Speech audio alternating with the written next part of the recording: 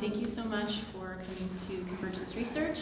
This is a program that is facilitated and administrated by the Cynthia Woods Mitchell Center for the Arts and curated by the Cynthia Woods Mitchell graduate assistant, Juan Chung, and hosted by the Blaffer Art Museum.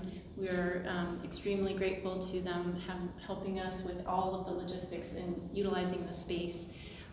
And just a little bit about the Mitchell Center. We provide a variety of programs on campus and to the public. We host visiting artists, scholarships, fellowships.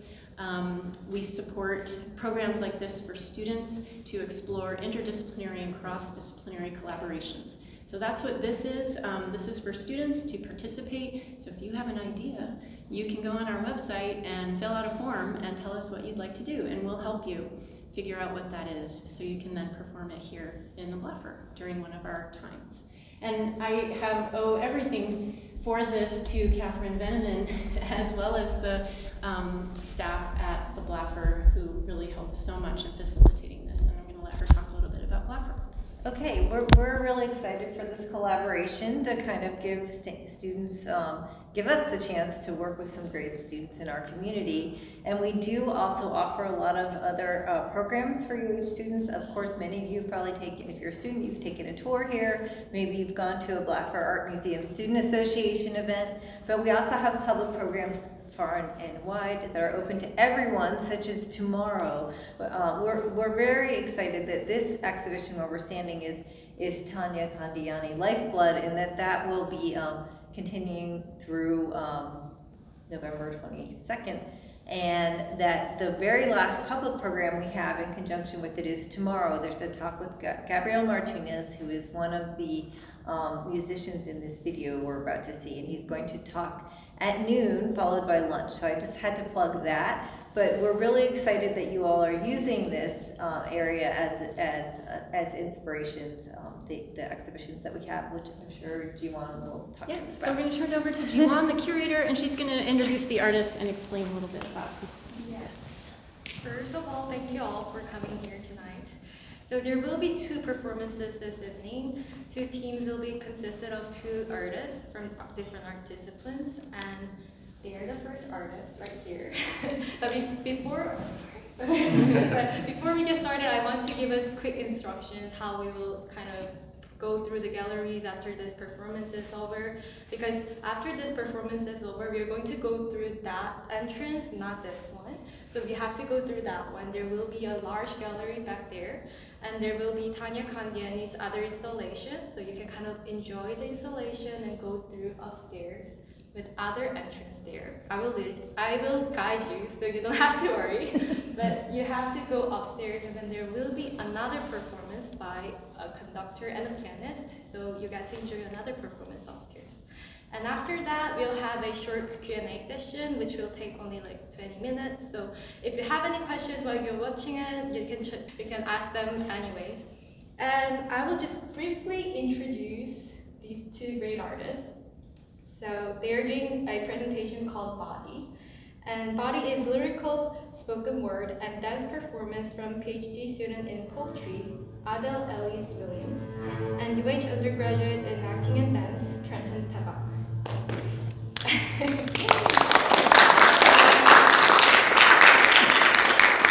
So Body 16 expand upon Tania Candiani's Lifeblood, which is the current exhibition and which will be up on the screen right after. Specifically, the corporeal as it is lost or amplified in particular environments. Adele Elise Williams is a distinguished Southern writer and educator, and Trenton Tabak is a Houston-based dancer passionately developed his unique style with training in their top industry choreographers. So please enjoy their performance. Thank you.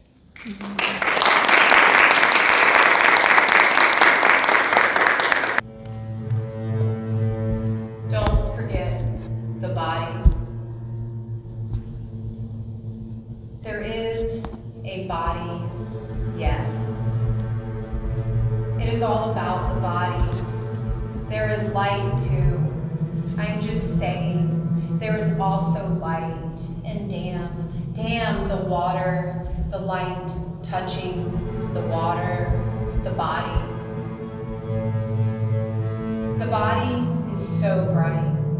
I saw the body, I saw it in the light and the water. The light let me see the body, and the water held the light. The light was everything. The light was so big and bright, I knew it was also the body. The body in the light, on the water holding the body light, the light body. I just want to say that the light caught my eye.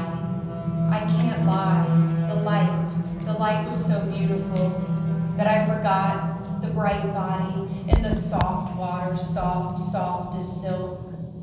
I forgot for a tiny breath, for the tiniest inhale. Like couldn't even live off that tiny bit of air. That is how small the forget was. And I am just a person. I am just alive. I can't forget that I get to be alive, and it only means everything when I forget the body. It means I forgot the most collected brightness. I'll say it. I'll say the thing. The light was so beautiful. I felt real brave and real smart noticing it. And the water was so wet, so nearer. I felt holy in all that light and water. I felt me. I forgot. I did. I forgot the body. But see, the body matters most. See, the body is everything, is always there, will always be there. We have to know there are bodies. We can never not know about the bodies.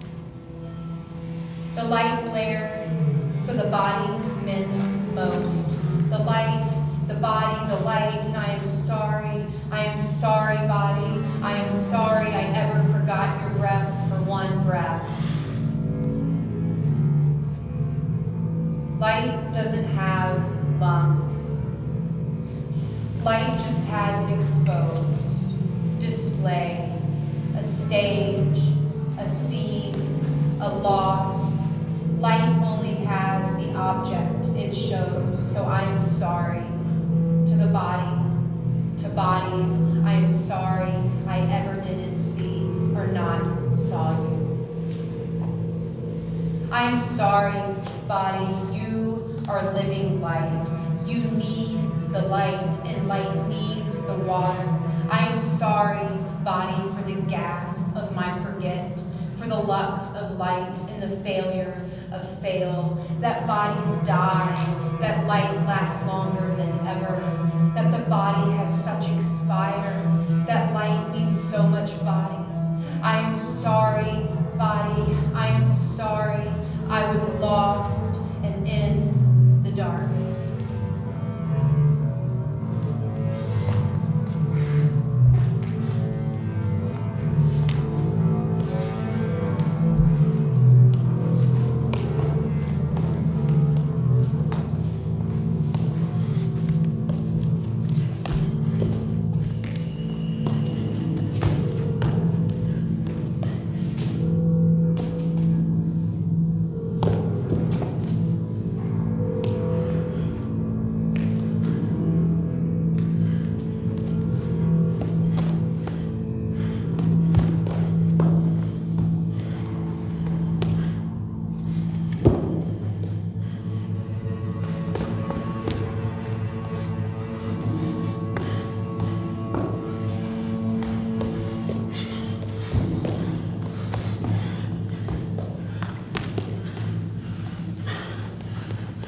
And in the dark, I was lost. I'm sorry, body. I'm sorry I was lost. I'm sorry that light means so much expire. That body has such light. That light lasts longer than ever. And and that bodies die. I am sorry for my failure of fail, of light, of forget, of the lux, of the gas. I am sorry body needs the water, the light, and the light you need. You are living light. I am sorry I not saw you body. I am sorry I didn't see to the body, to bodies. I am sorry. The object light shows only has display, a stage, a scene, a loss. Light doesn't have lungs. For one breath, I forgot your breath. For one breath, the light meant most. Know about the bodies. We can never not. We have to know. They will always be there. They are always there. The body is everything. The body matters most, but see, I forgot the body. I did. I forgot. I felt me, in all that light and water. I felt holy, so wet, so mirror. In the water, the light, I felt real smart, real brave and real beautiful. I felt real. In the light, the light, the light. I'll say it. I'll say the thing. The most collected brightness is the body. It means I forgot everything. When I forget, I get to be alive. I can't forget that I am just alive. I am just a person. I am. The forget was so small, a tiny bit of air, like couldn't even live, for the tiniest inhale, for a tiny breath, silk. I forgot the soft water, soft, soft, silk. I forgot the bright body was so beautiful, silk. I can't lie, the light caught my eye. To say that the light, I just want the light body, I just want the water. The body, so big and bright, and I knew everything. The light was the water. The light held the body. The light let me see the body in the water. The body, I saw it in the light. I saw the body so bright. I'm just saying there is a body, yes.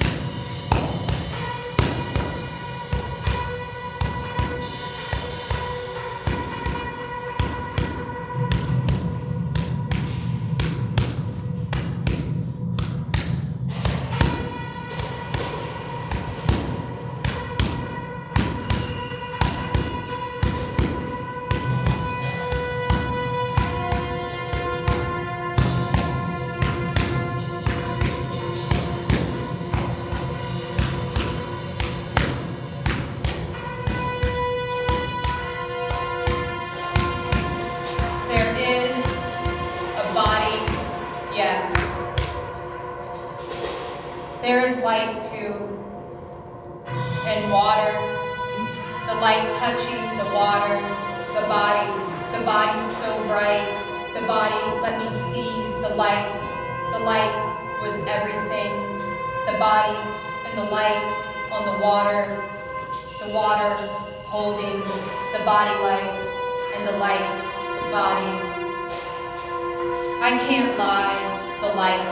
I can't lie, the light. I can't lie, the light. I can't lie, the light. I can't lie, the light. I can't lie, the light. I can't lie, the light. I can't lie, the light. I can't lie, the light. I can't lie, the light. I can't lie, the light. I can't lie, the light.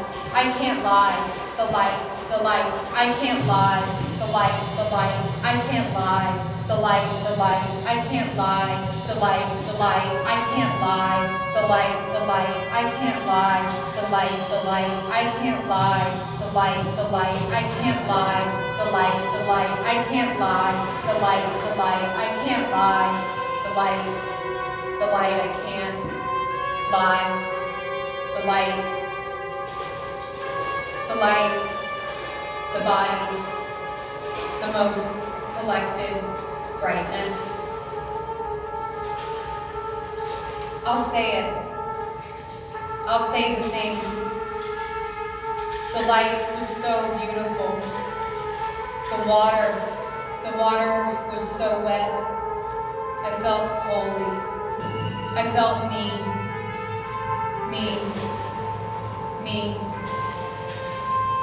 But the body matters most. See, the body is everything. The light flared, so the body meant most. Body, you are living light. You need the light, and light needs the water, and water wets the body.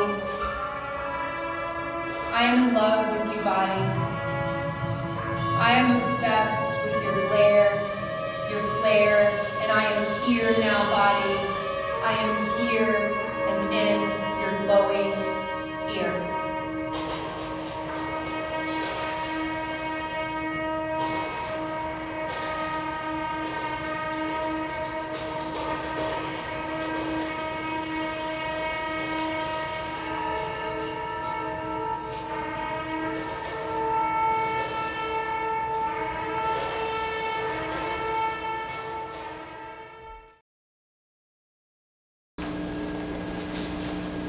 This is our second performance. It's called The Memories of the Subsoil. So Cynthia Lewis Mitchell scholars, these two great artists, they're going to, sorry, and there's also one more on the screen that's going to come up right after we start, but it's just going to come up on the screen, not here. So these three disciplines, music, dance, and literature, will interpret the four movements of the rock cycle, which is magma, igneous rock, sedimentation, and metamorphic rock. To remind us that humans are natively tied to the earth, and it resembles intervals of birth, growth, decay, death, and renewal. So I'll briefly introduce these two artists. This is composer Estrada Valadez. He has achieved international acclaims from performances in Mexico, Canada, and US, and Germany. And this is Eduard Alexandru Gavril. He is a versatile Romanian pianist, composer, improviser, and also an educator. Both Eric and Eduard is currently pursuing a BMA in composition at the Moore School of Music. So let's enjoy their performance. Hello, my name is Dr. Matthew Brand, and I'm an assistant professor of coastal engineering at Louisiana State University. My entire life, I've been obsessed with the movement of water and sediments. Predicting the chaotic motions of sediment and water with mathematical models is something I'll dedicate the rest of my life to, as better predictions of their dynamics will help us humans adapt to our rapidly changing climate. Sediment and rocks are not just the domain of engineers and scientists, however. Nature is also an endless source of inspiration for artists. The cycle of birth and development through death and renewal occurs in all biological and geological processes. It is one of life's most successful ways to recycle and rejuvenate its vital force. Humanity tends to focus on cycles that are legible within our own time spans, cycles that influence our agriculture, economy, or bodies, like the cycle of water or the waxing and waning of the moon. When we stretch our temporal focal length, however, a cycle that grounds and connects all other cycles leaps into our field of view, the process by which rocks are formed. The lifespan of rocks, minerals, fragments of crystals, compressed plants, and shells that were once home to living animals occur in cyclical rhythms that can feel foreign and thus often overlooked when contrasted with our human rhythms. And yet our agricultural, mining, economic, technological, and geopolitical systems are anchored by these geological tectonic processes that have occurred since time immemorial. In approaching the cycle of rocks, we must expand our capabilities of perception and humble ourselves before the immensity of the hyperobject we call home. Earth's subterranean symphonies can be apprehended and heard when we are willing to explore cycles of both extreme incrementalism and explosive change occurring throughout deep time. This project strives to artistically interpret the cycle of rocks to remind us that humans are tied to the earth and its immense intervals of birth, growth, decay, death, and renewal. Cycles are inherent to the development of the narrative structure within music, poetry, dance, drama, and other artistic forms and disciplines. Magma is the piece you are about to hear in the liquid form of rock, which when cooled forms igneous rock. Igneous rock is weathered by the rain, waves, wind, and biological processes to form sediments. These sediments are transported by water and winds to the oceans or lakes, where they form great beaches, mudflats, and wetlands. Further sedimentary deposits from great floods, fires, landslides, and earthquakes layer on top of one another and fuse under great pressures until they become sedimentary rock. Sedimentary rocks, like sandstone and limestone, are the storytellers of Earth's surface. They are formed by erosion and capture the passage of time through layers, preserving fossils and revealing ancient environments, from vast oceans to lush forests. As sedimentary rocks are transported along the oceanic and continental shelves, they undergo a metamorphosis. Nearby magmatic intrusions provide the heat for transformation, while tectonic forces and further layering of sediments provide the pressure. Marble, schist, and slate are born as metamorphic rock, each bearing the marks of their journey through time. Some of the metamorphosed rock continues its journey into the mantle, eventually finishing their journey by turning into magma, and the cycle continues. Other times, it is forced to the surface of the earth through tectonic forces, forming great mountains. These mountains are eroded over time, generating sediments, eventually forming sedimentary rock. These cycles iterate continuously in nested loops for a time far beyond humans have existed in the past or present. Magma, represented by the piece you are about to hear, is the liquid form of rock and formed in the deepest recesses of the earth.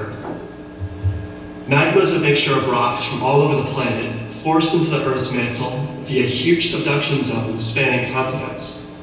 Sometimes this magma finds its way through crevices in the Earth's crust and forces its way to the surface via violent volcanic eruptions and becomes lava. Other times, the magma gets trapped in the Earth's crust, slowly cooling until it becomes hardened. This cooling process forms igneous rock and provides the heat necessary to metamorphose sedimentary rocks into metamorphic rock.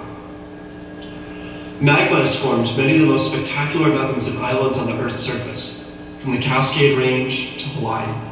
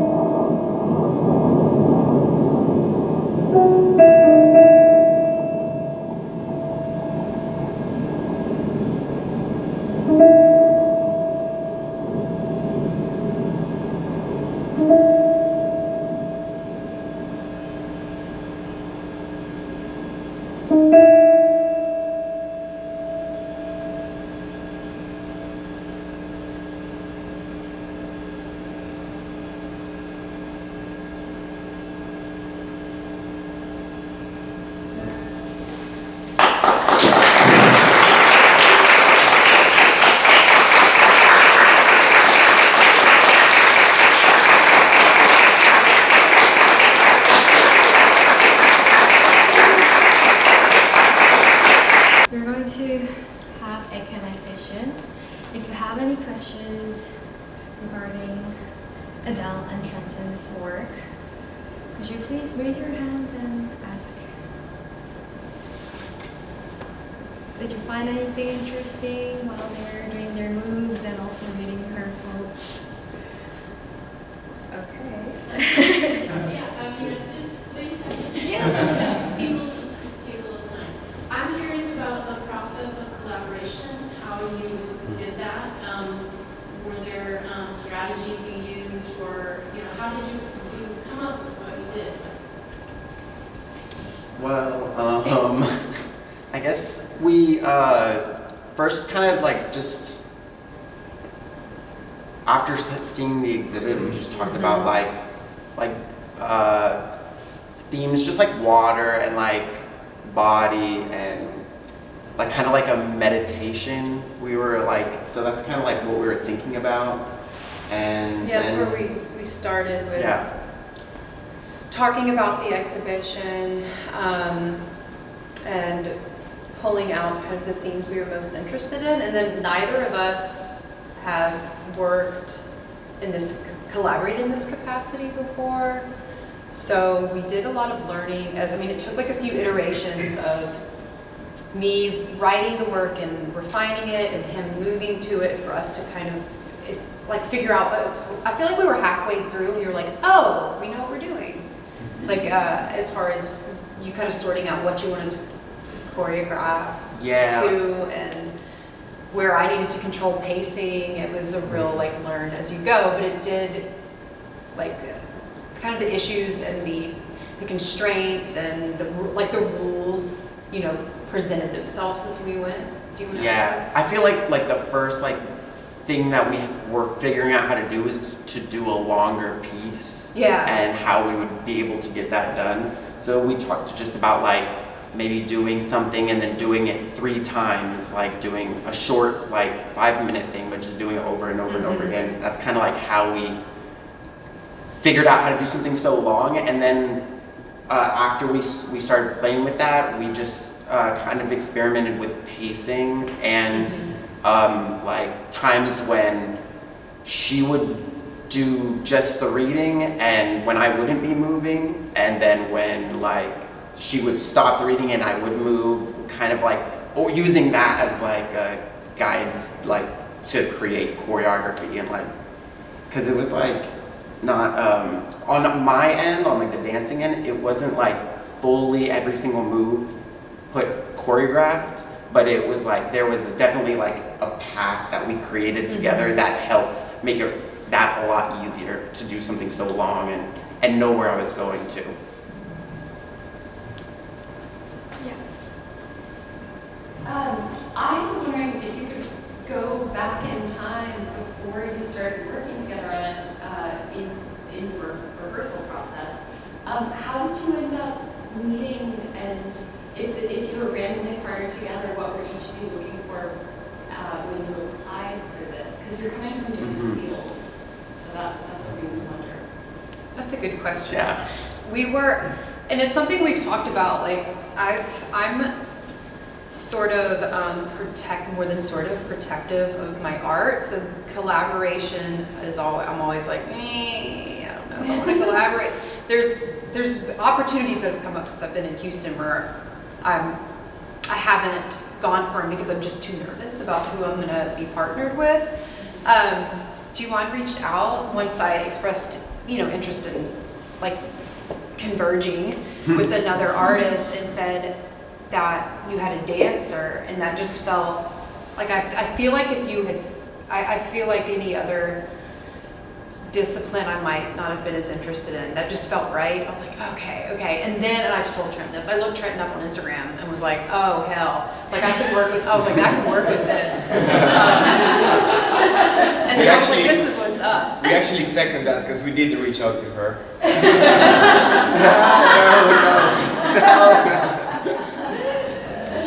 That's true. But yeah, so I was like, oh yeah, this is gonna be dope. So.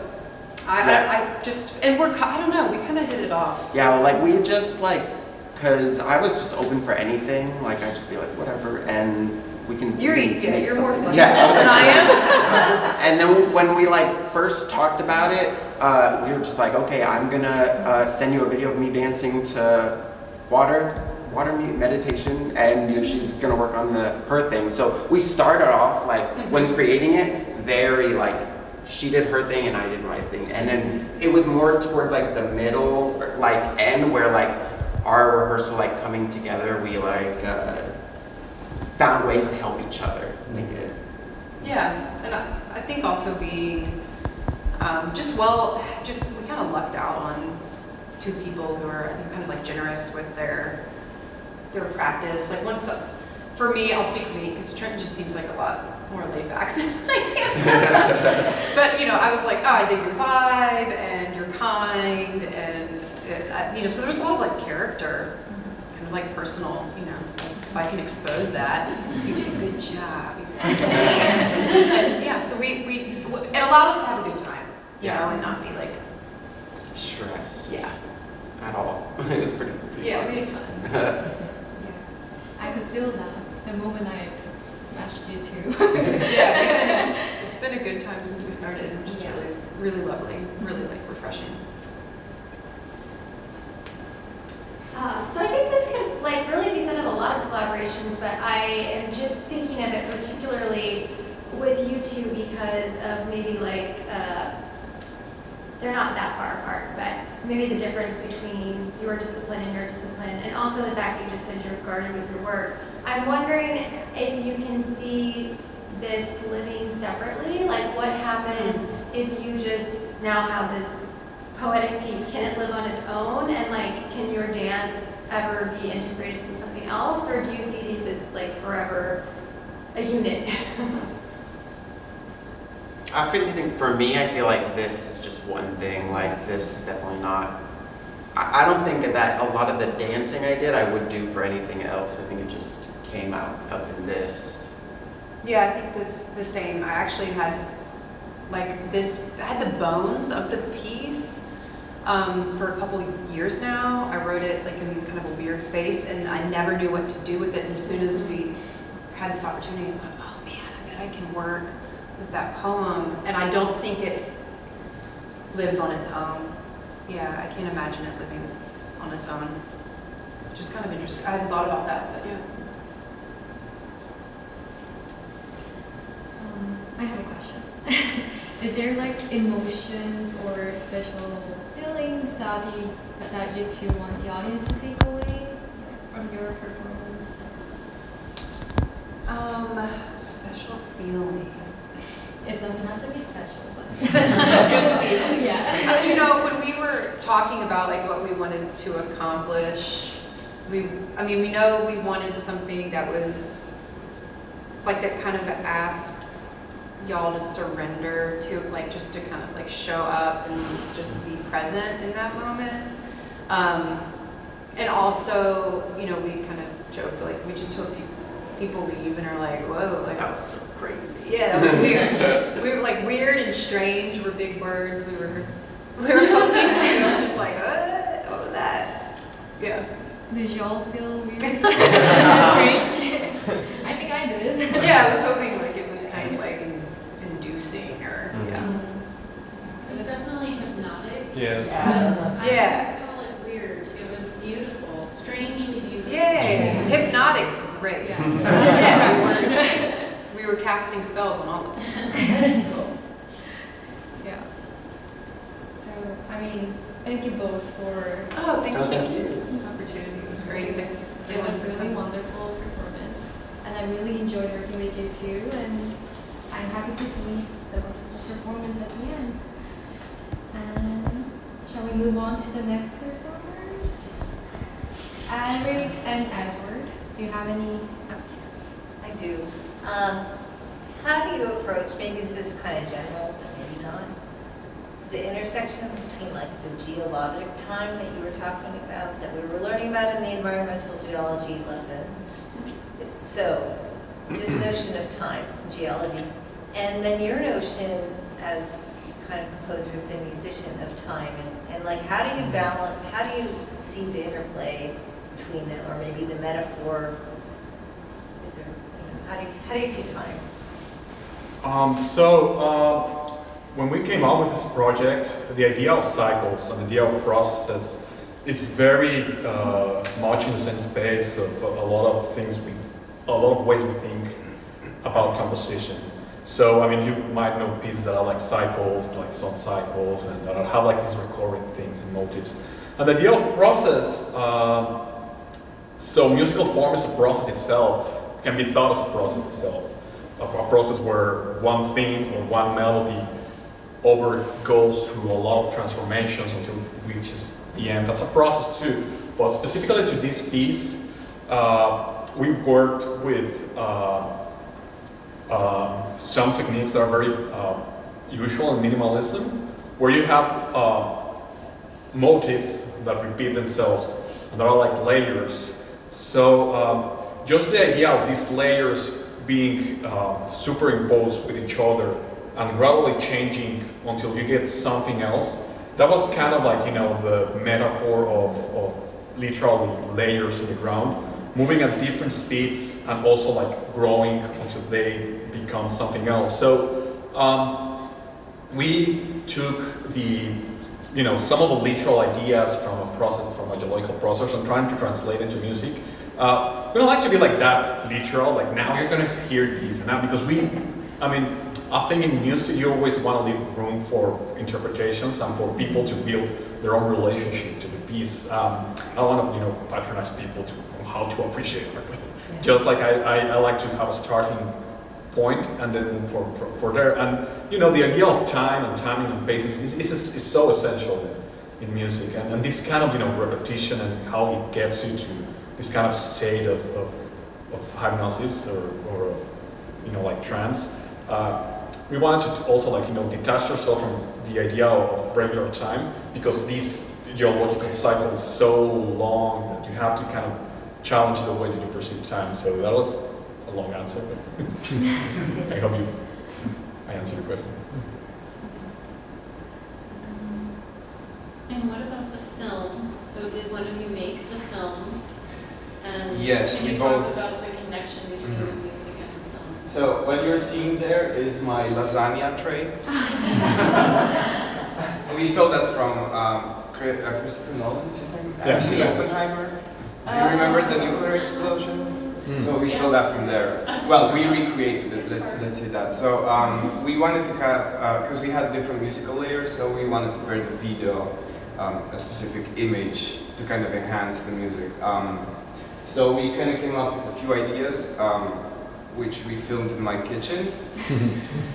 And in the most creative way with that camera there. So and each one represents one of the stages. So because the music is designed to have the stages from like a very gradual, very slow movement of earth and layers and so on until a volcanic eruption, sort of. And then you have the magma, which is the last layer, lava in general. So we wanted one layer that kind of illustrates each one, that kind of pairs well with the music that we're playing, plus the tape that's running in the background, and kind of complements that visually. So. And it's, the materials are. Oh yeah, so the materials that we use are all for the sounds that you heard. It sounds like a thunderstorm. It's actually waves which we recorded a while ago in Galveston. And then we crunched some shells together, and then we were beating the sand with a stick. And that's a technique used around the 20th century called musique concrète, where around the invention of tape, so people started splicing tape and putting it together, so kind of like early remixes.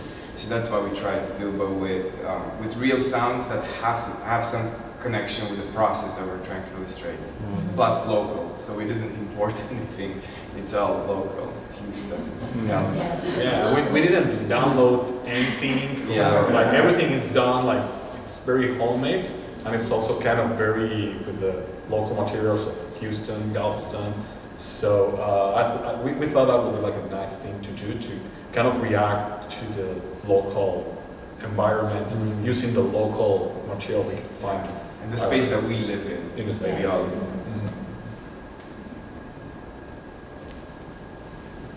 Yes. This is very specific, but in the first part of the video, there's like a little ant or something. Oh yeah, that was an accident. Is he a real local ant? We actually did everything in our power not to hit it. When we realized that there's an ant there, we were like trying to miss it on purpose, and then we released the ant in the wild, so no ants were hurt. Yeah, it's true. Yeah, the thing is, like, you know, when we were doing the videos, we were actually, I mean, I actually went with my bicycle to Herman Park and started picking up stuff, and then I didn't realize, like, you know, I had some ants. Yeah. So when we were like doing the video, we were like, oh no, we have ants. Some of them are still in my house, so. They're well fed. Yeah. So have you two collaborated before this? We have not. This is the first time, and we met. So when did you come to Houston? A year ago. Okay, a year ago I saw him on the corridor. I was like, somebody my age. We're friends now. So then we became friends, and we realized that we're both scholars for the Mitchell Center, and we're like, yeah, it makes sense. He was also a pianist, composer. I improvise a bit, so it was like a natural, very natural collaboration path towards it. When I see you two, you both are kind of a character. So, were there any like troubles or like? I'm very bad at answering text messages. That was one of the troubles. Yeah. I'll admit. I mean, since you two are like musicians, you two must have like your own thoughts, and isn't it like kind of hard to like, converge those thoughts into one place? And I mean, the thing is, like, music is so collaborative in essence. Like in nature, like in music we need each other. We cannot like just work on our own like with other arts. Performing, especially in music, is super, like composers will rely so much on performers to get our work out there. And we have to be able to cooperate and to find middle grounds. And you learn that since you are like, a student. You have to be able to connect with people. And that's actually one of the things that I enjoy most about music. Like it gets me closer to people, it gets me in spaces that I can collaborate and we can share the things that we love. Of course, like sometimes you can have, these tensions of, I think this is too loud and or this is whatever. Like Eddie is like, Eddie is like so much of a better pianist. I'm more like a composer. So sometimes he was like, use less pedal here, but it's like this kind of feedback that we both need to have that makes your work better. Now it's not like, these attacks on that, you take like whatever. Labor division. Yeah, labor division. So each one has like the area of expertise, and we need that kind of feedback from each other. So we are very used to find middle grounds and to collaborate. Even if sometimes it's like, we need to get on time schedule. We need to answer the text because we need to get this done on time. But that's the regular stuff you deal with when you are in a project. So. Yeah, and that can happen between you and your PR manager, or you and your manager, or you and the people of the space. So that's not necessarily within the arts. That happens all the time, everywhere. Yeah. So we're good friends. I see that. Is there any questions that you would like to ask further? I just want to tell you about the person at the beginning. Matt Brand, I met him, so I attended University of California, Irvine, before I came to Houston, and that's where I met him. He's an environmental engineer. We were colleagues playing volleyball together. Anyway, so when he recorded this, he had a terrible sinus infection. So, and he's also not great in front of the camera. You could see this, he's a bit, yeah. Anyway, but he's the one that fed this project, because he visited Houston and we all met with him. Me and Eric, we went out, and then he was talking about what he's doing, and basically he gave us this idea. Actually, he went to Galveston. And he was with us in Galveston when we were recording the sounds, and he was telling us all about how the water and wind erodes the rocks, and in our heads we kept hearing sounds, and I think that would work, and I think that would work. So he contributed a great bunch to the artistic process, and we wish he was here. He's not yet in Louisiana, but if we're doing this in the spring again, we will bring him in person. So you get to meet him. Probably, hopefully less nervous. Yeah, that's an exciting news. Yeah. if you don't have any further questions, I would like to involve our two great performances. And yeah, thank you all for coming over to Blackbird and watch this great performance together. And I hope you all enjoyed it. Yes. And yeah, I would like to give an applause for all of you.